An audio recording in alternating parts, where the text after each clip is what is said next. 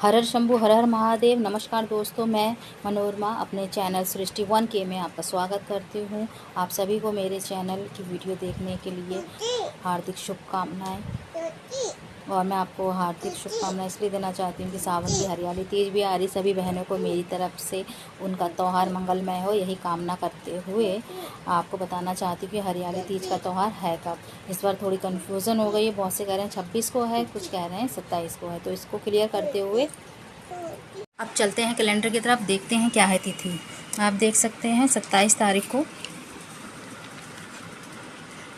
हरियाली तीज का त्यौहार बताया जा रहा है। आप देख सकते हैं सावन में शुक्ल पक्ष की तृतीय तिथि को हरियाली तीज का त्यौहार मनाया जाएगा। इसमें कोई कन्फ्यूज़न नहीं होनी चाहिए।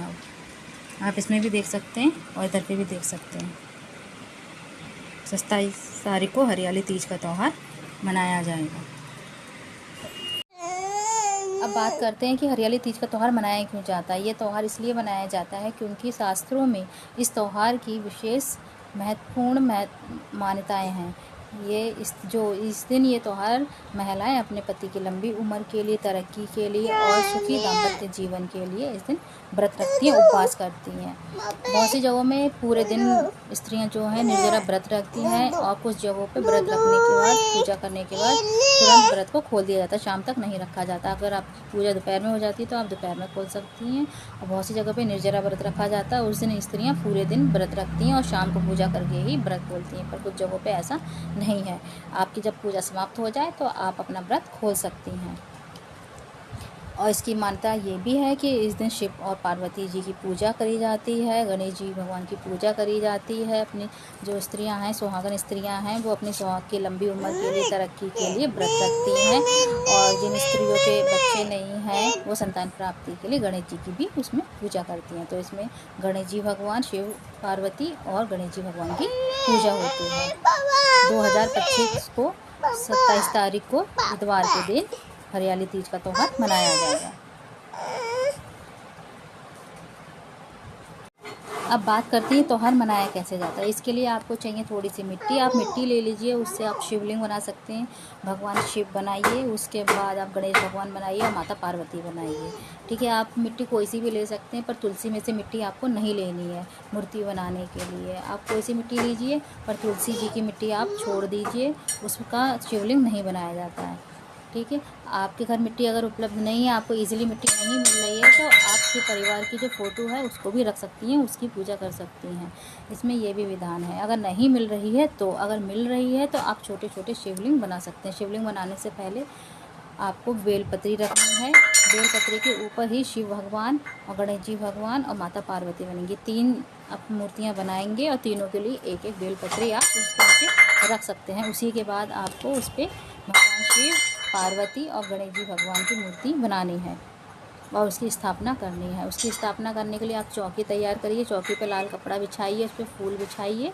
फूल बिछाने के बाद आप तीनों मूर्तियों को रख सकते हैं। गणेश जी भगवान की मूर्ति और शिव पार्वती जी की मूर्ति रख सकते हैं। अष्टकमल बनाइए, चावल लीजिए और अष्टकमल बनाइए। और चावल बनाए, अष्टकमल बनाइए और उसके ऊपर आप लोटे में जल करिए, एक लोटे में जल करिए और अष्टकमल के ऊपर रख दीजिए। उसके ऊपर आम की पत्ती लगाइए लोटे पे और फिर नारियल अपना रख दीजिए। नारियल पे आप 5 या 7 गांठें लगा सकते हैं, लपेटे लगा के उसको रख दीजिए।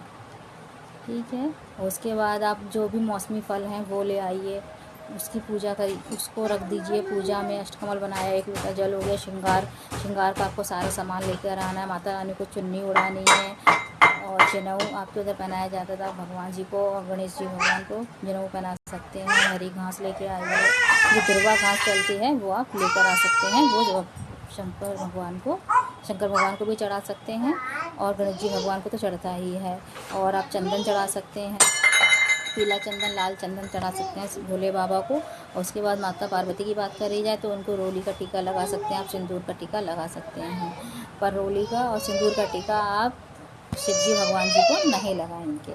इस चीज़ का विशेष ध्यान रखना। अभी सावन का महीना है तो आपको धतूरे, शमी पत्र और आंकड़े के फूल आराम से मिल जाएंगे, आप उसको चढ़ा सकते हैं। भांग हो गई, कुछ भी आप, बेलपत्री हो गई, वो सब आप चढ़ा सकते हैं। शिव जी को लाल चंदन का टीका लगाइए और उनको वस्त्र पहनाइए, माता रानी को पूरा श्रृंगार करिए और उनको पूरे वस्त्र पहनाइए और श्रृंगार का पूरा सामान जो आप माता रानी को चढ़ाएंगे उसी में से अपना भी श्रृंगार करना है। और थोड़ा सा श्रृंगार 5-7 आइटम श्रृंगार के अलग से निकाल के रख दीजिए। पूजा के बाद आप उससे अपनी सास को, नंद को या किसी सुहागन स्त्री को, जेठानी को, अपने को दे सकते हैं, उसको दान कर सकते हैं, मान्यता होती है। मिठाई आप चढ़ा सकते हैं, मीठे में मिठाई चढ़ाइए। उसके बाद आप मीठा पकवान बना सकते हैं, कुछ भी आटे का वो बना लीजिए। आपके तो जो बनता हो, खीर बनती हो खीर बना लीजिए, पुए बनते हैं तो आप पुए बना लीजिए। माता का पूरा श्रृंगार करेंगे। श्रृंगार करने के बाद आप उसको श्रृंगार में अगर आप माता रानी की मांग भरते हैं 3 बार या 7 बार, उसी प्रकार पूजा समाप्त होने के बाद आप अपनी भी मांग उनसे उसमें से सिंदूर लेके उसको अपनी मांग को भर सकते हैं। अगर आपने 3 बार माता रानी की मांग भरी है तो उसमें से आप सिंदूर ले सकते हैं और 3 बार अपनी मांग भर सकते हैं। अगर 7 बार भरी है तो 7 बार कर सकते हैं। पूजा समापन के बाद आपको करना है इसका विसर्जन। पूरी जब आपकी पूजा समाप्त हो जाएगी तो आपको विसर्जन करना है। विसर्जन करने के लिए आप पानी ले लीजिए। अगर आपके इधर नदी वगैरह है तो आप उसमें विसर्जन कर सकते हैं। अगर नहीं है तो आप को करना है, एक बड़े से मिट्टी का बर्तन ले लीजिए या फिर बड़ा कोई टब हो, उसमें आप पानी भर लीजिए और उसमें विसर्जन कर दीजिए। तो जैसे पूजा आपकी संपन्न होती है। और हार्दिक शुभकामनाएं आप सभी को, हरियाली की सभी सुहागन बहनों को।